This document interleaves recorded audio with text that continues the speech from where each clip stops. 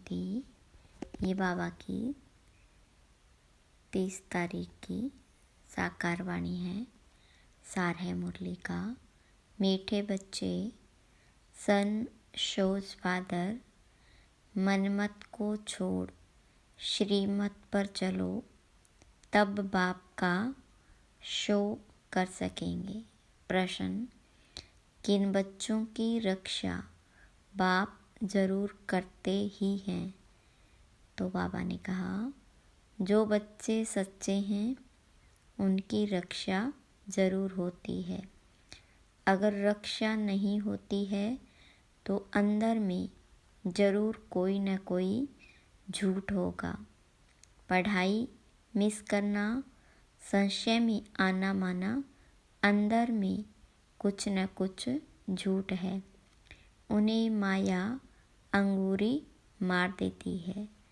प्रश्न: किन बच्चों के लिए माया चुंबक है? तो बाबा ने कहा, जो माया की खूबसूरती की तरफ आकर्षित हो जाते हैं उन्हों के लिए माया चुंबक है। श्रीमत पर चलने वाले बच्चे आकर्षित नहीं होंगे। ओम शांति। रूहानी बाप बैठ रूहानी बच्चों को समझाते हैं। यह तो बच्चों ने निश्चय किया है। रूहानी बाप हम रूहानी बच्चों को पढ़ाते हैं, जिसके लिए ही गायन है। आत्माएं परमात्मा अलग रहे बहुकाल। मूल वतन में अलग नहीं रहते, वहाँ तो सब इकट्ठे रहते हैं। अलग रहते हैं तो ज़रूर आत्माएं वहाँ से बिछुड़ती है, आकर के अपना अपना पार्ट बजाती है। सतो प्रधान से उतरते उतरते तमो प्रधान बनती है। बुलाते हैं पतित पावन, आकर हमको पावन बनाओ। बाबा भी कहते हम हर 5000 वर्ष के बाद आते हैं। यह सृष्टि चक्र ही 5000 वर्ष का है। आगे तुम यह नहीं जानते थे। शिव बाबा समझाते हैं तो ज़रूर कोई तन द्वारा समझाएंगे। ऊपर से कोई आवाज़ तो नहीं करते हैं। शक्ति व प्रेरणा आदि की कोई बात नहीं। तुम आत्मा शरीर में आकर वार्तालाप करती हो। वैसे बाबा भी कहते, मैं भी शरीर द्वारा डायरेक्शन देता हूँ, फिर उस पर जो जितना चलते हैं उतना ही कल्याण करते हैं। श्रीमत पर चले व न चले, टीचर का सुने व न सुने, अपने लिए ही कल्याण व अकल्याण करते हैं।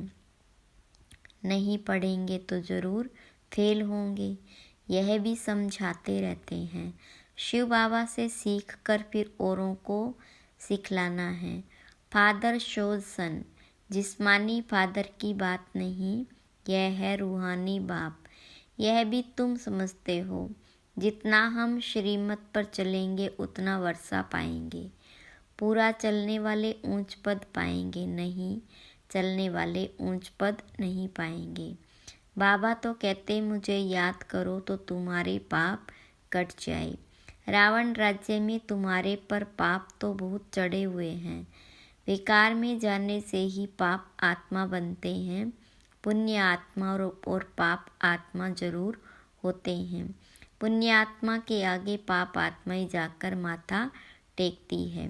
मनुष्यों को यह पता नहीं है कि देवताएं जो पुण्य आत्मा है वही फिर पुनर्जन्म में आते आते पाप आत्मा बनते हैं। वह तो समझते हैं यह सदैव पुण्य आत्मा है। बाबा समझाते, पुनर्जन्म लेते लेते सतो प्रधान से तमो प्रधान तक आते हैं। जब बिल्कुल पाप आत्मा बन जाते हैं तो फिर बाप को बुलाते हैं। जब पुण्य आत्मा है तो याद करने की दरकार नहीं रहती। तो यह तुम बच्चों को समझाना है, सर्विस करनी है। बाबा तो नहीं जाकर सबको सुनाएंगे।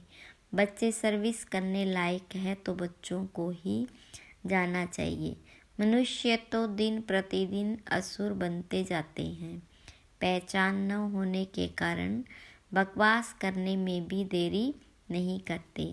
मनुष्य कहते हैं गीता का भगवान श्री कृष्ण है, तुम समझाते हो वह तो देहधारी है, उनको देवता कहा जाता। श्री कृष्ण को बाप नहीं कहेंगे, यह तो सब फादर को याद करते हैं ना। आत्माओं का फादर तो दूसरा कोई होता नहीं। यह प्रजापिता ब्रह्मा भी कहते हैं निराकार फादर को याद करना है। यह कारपोरियल फादर हो जाता। समझाया तो बहुत जाता है, कई पूरा न समझकर उल्टा रास्ता ले जंगल में जाकर पड़ते हैं। बाबा तो रास्ता बताते हैं स्वर्ग में जाने का, फिर भी जंगल तरफ चले जाते हैं। बाबा समझाते हैं तुमको जंगल तरफ ले जाने वाला है रावण। तुम माया से हार खाते हो, रास्ता भूल जाते हो तो फिर उस जंगल के कांटे बन जाते हो। वह फिर स्वर्ग में देरी से आएंगे। यहाँ तुम आए ही हो स्वर्ग में जाने का पुरुषार्थ करने। त्रेता को भी स्वर्ग नहीं कहेंगे, 25% कम हुआ ना। तुम यहाँ आए ही हो पुरानी दुनिया छोड़ नई दुनिया में जाने। त्रेता को नई दुनिया नहीं कहेंगे, नापास वहाँ चले जाते क्योंकि रास्ता ठीक पकड़ते नहीं, नीचे ऊपर होते रहते हैं। तुम महसूस करते हो जो याद होनी चाहिए वह नहीं रहती।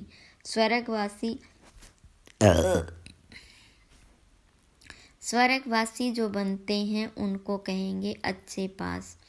त्रेता वाले नापास गिने जाते। तुम नरकवासी से स्वर्गवासी बनते हो, नहीं तो फिर नापास कहा जाता। उस पढ़ाई में तो फिर दोबारा पढ़ते हैं, इसमें दूसरा वर्ष पढ़ने की तो बात ही नहीं। जन्म जन्मांतर कल्प कल्पांतर वही इम्तिहान पास करते हैं जो कल्प पहले किया है। इस ड्रामा के राज को अच्छी रीति समझना चाहिए। कई समझते हैं हम चल नहीं सकते, बूढ़ा हैं तो उनको हाथ से पकड़कर चलाओ तो चलेंगे, नहीं तो गिर पड़ेंगे।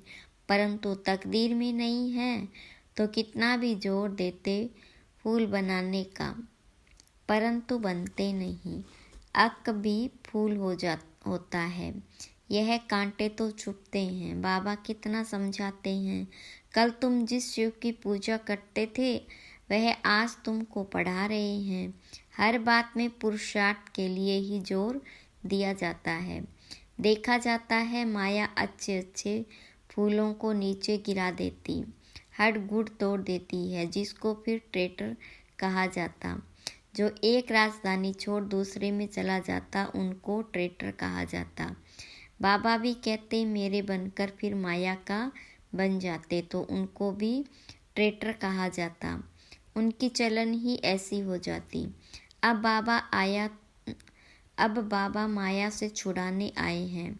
बच्चे कहते माया बड़ी दुस्तर है, अपनी तरफ बहुत खींच लेती, माया जैसे चुंबक है। इस समय चुंबक का रूप धरती है। कितनी खूबसूरती दुनिया में बढ़ गई। आगे यह बाइस्कोप आदि थोड़े ही थे, यह सब 100 वर्ष में निकले हैं। बाबा तो अनुभवी है ना, तो बच्चों को इस ड्रामा के गुह्य राज को अच्छी रीति समझना चाहिए। हर एक बात एक्यूरेट नूंदी हुई है। 100 वर्ष में यह जैसे बहिश्त बन गया। अपोजिशन के लिए तो समझा जाता है अब स्वर्ग और ही जल्दी होना है। साइंस भी बहुत काम में आती है, यह तो बहुत सुख देने वाली भी है ना। वह सुख स्थायी हो जाए उसके लिए इस पुरानी दुनिया का विनाश भी होना है। सत्युग के सुख है ही भारत के भाग्य में, वह तो आते ही बाद में है। जब भक्ति मार्ग शुरू होता, जब भारतवासी गिरते हैं तब दूसरे धर्म वाले नंबरवार आते हैं। भारत गिरते गिरते एकदम पट पर आ जाता है, फिर चढ़ना है। यहाँ भी चढ़ते हैं फिर गिरते हैं। कितना गिरते बात मत पूछो। कोई तो मानते ही नहीं कि बाबा हमको पढ़ाते हैं। अच्छे अच्छे सर्विसेबल जिनकी बाप महिमा करते वह भी माया के चंबे में आ जाते। कुश्ती होती है ना, माया भी ऐसे लड़ती है, एकदम पूरा गिरा देती। आगे चल तुम बच्चों को मालूम पड़ता जाएगा। माया एकदम पूरा सुला देती है। फिर भी बाबा कहते एक बार ज्ञान सुना है तो स्वर्ग में जरूर आएंगे, बाकी पद तो नहीं पा सकेंगे ना। कल्प पहले जिसने जो पुरुषार्थ किया है वह पुरुषार्थ करते करते गिरे हैं, ऐसे ही अब भी गिरते और चढ़ते हैं। हार और जीत होती है ना, सारा मदार बच्चों का याद पर है। बच्चों को यह अकूट खजाना मिलता है, वह तो कितना लाखों का देवाला मारते, कोई लाखों का धनवान बनते हैं, सो भी एक जन्म में, दूसरे जन्म में थोड़े इतना धन रहेगा। कर्म भोग की भी बहुत है वहाँ, स्वर्ग में तो कर्म भोग की बात होती नहीं। इस समय तुम 21 जन्मों के लिए कितना जमा करते हो। जो पूरा पुरुषार्थ करते हैं पूरा स्वर्ग का वर्षा पाते हैं। बुद्धि में रहना चाहिए हम बरोबर स्वर्ग का वर्षा पाते हैं। यह ख्याल नहीं करना है कि फिर नीचे गिरेंगे, यह सबसे जास्ती गिरे अब फिर चढ़ना ही है। ऑटोमेटिकली पुरुषार्थ भी होता रहता है। बाबा समझाते देखो माया कितनी प्रबल है, मनुष्यों में कितना अज्ञान भर गया। अज्ञान के कारण बाबा को भी सर्वव्यापी कह देते। भारत कितना फर्स्ट क्लास था, तुम समझते हो। हम ऐसे थे अब फिर बन रहे। इन देवताओं की कितनी महिमा है, परंतु कोई जानते नहीं। तुम बच्चों के सिवाय तुम ही जानते हो। बेहद का बाप ज्ञान का सागर आकर हमको पढ़ाते हैं, फिर भी माया बहुतों को संशय में ला देती। झूठ कपट छोड़ते नहीं। तब बाबा कहते सच्चा सच्चा अपना चार्ट लिखो, परंतु दे अभिमान के कारण सच नहीं बताते तो वह भी विकर्म बन जाता। सच बताना चाहिए ना, नहीं तो बहुत सज़ा खानी पड़ती है। गर्भ जेल में भी बहुत सज़ा मिलती। कहते तोबा तोबा, हम फिर ऐसा काम नहीं करेंगे। जैसे किसको मार मिलती है तो भी ऐसे माफ़ी मांगते हैं, सज़ा मिलने पर भी ऐसे करते हैं। अभी तुम बच्चे समझते हो माया का राज्य कब से शुरू हुआ। पाप करते रहते, बाबा देखते हैं यह इतना मीठे मीठे मुलायम नहीं बनते। बाबा कितना मुलायम बच्चे मिसल हो चलते, क्योंकि ड्रामा पर चलते रहते। कहेंगे जो हुआ ड्रामा की भावी। समझाते भी हैं कि आगे फिर ऐसा न हो। यह बाप दादा दोनों इकट्ठे हैं ना। दादा की मत अपनी, ईश्वर की मत अपनी। समझना चाहिए कि यह मत कौन देता है, यह भी बाप तो है ना। बाबा की तो माननी चाहिए। बाबा तो बड़ा बाबा है ना, इसलिए बाबा कहते ऐसे ही समझो। शिव बाबा समझाते हैं, नहीं समझेंगे तो पद भी नहीं पाएंगे। ड्रामा के प्लान अनुसार बाप भी है दादा भी है। बाबा की श्रीमत मिलती है। माया ऐसी जो महावीर पहलवानों से भी कोई न कोई उल्टा काम करा देती। समझा जाता है यह बाप की मत पर नहीं, खुद भी फील करते मैं अपनी दूसरी मत पर हूँ। श्रीमत देने वाला आकर उपस्थित हुआ है, उनकी है ईश्वरीय मत। बाबा खुद कहते हैं इनकी अगर कोई ऐसी मत मिल गई तो भी उनको मैं ठीक करने वाला बैठा हूँ। फिर भी हमने रख लिया है ना, हमने रख लिया तब ही इसने गाली खाई, नहीं तो कभी गाली नहीं खाई। मेरे कारण कितनी गाली खाते तो इनकी भी संभाल करनी पड़े। बाबा रक्षा ज़रूर करते, जैसे बच्चों की रक्षा बाबा करते हैं ना। जितना सच्चाई पर चलते हैं उतनी रक्षा होती, झूठे की रक्षा नहीं होती। उनकी तो फिर सज़ा कायम हो जाती।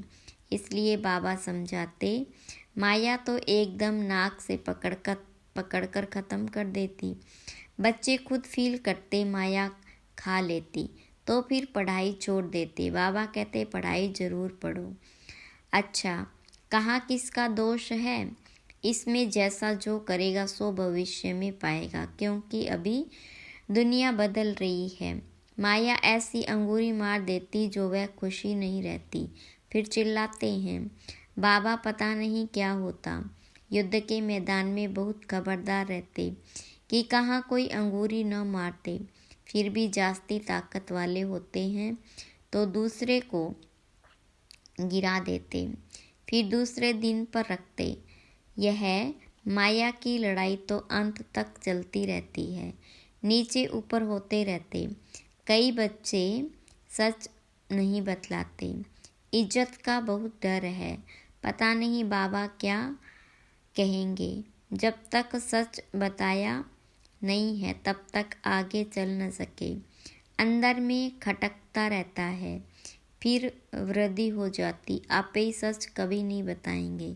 कहाँ दो है तो समझते हैं यह बाबा को सुनाएंगे तो हम भी सुना दें।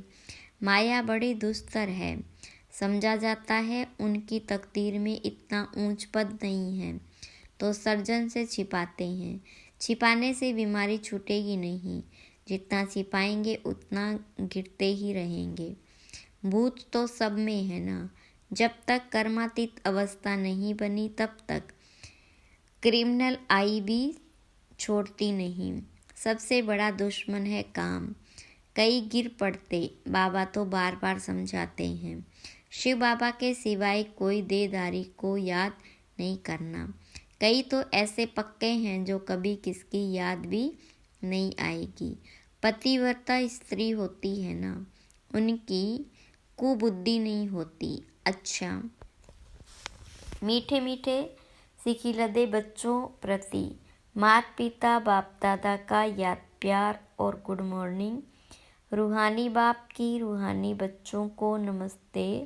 रूहानी बच्चों की रूहानी बाप दादा को याद प्यार गुड मॉर्निंग और नमस्ते।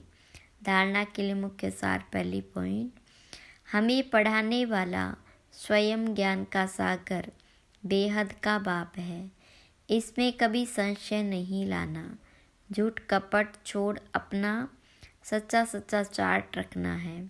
दे अभिमान में आकर कभी ट्रेटर नहीं बनना है। दूसरी पॉइंट, ड्रामा को बुद्धि में रख बाप समान बहुत बहुत मीठा मुलायम यानी नम्र बनकर रहना है। अपना अहंकार नहीं दिखाना है। अपनी मत छोड़ एक बाबा की श्रेष्ठ मत पर चलना है। वरदान, एक बाबा के लव में लवलीन हो। मंजिल पर पहुंचने वाले सर्व आकर्षण मुक्त भव। विस्तार, बाप दादा बच्चों को अपने स्नेह और सहयोग की गोदी में बिठाकर मंजिल पर ले जा रहे हैं। यह मार्ग मेहनत का नहीं है, लेकिन जब हाईवे के बजाय गलियों में चले जाते हो या मंजिल के निशाने से और आगे बढ़ जाते हो तो लौटने की मेहनत करनी पड़ती है। मेहनत से बचने का साधन है एक की मोहब्बत में रहो। एक बाप के लव में लीन होकर हर कार्य करो तो और कुछ दिखाई नहीं देगा। सर्व आकर्षणों से मुक्त हो जाएंगे। स्लोगन, अपनी खुश नसीबी का अनुभव चेहरे और चलन से कराओ। अच्छा, ओम शांति।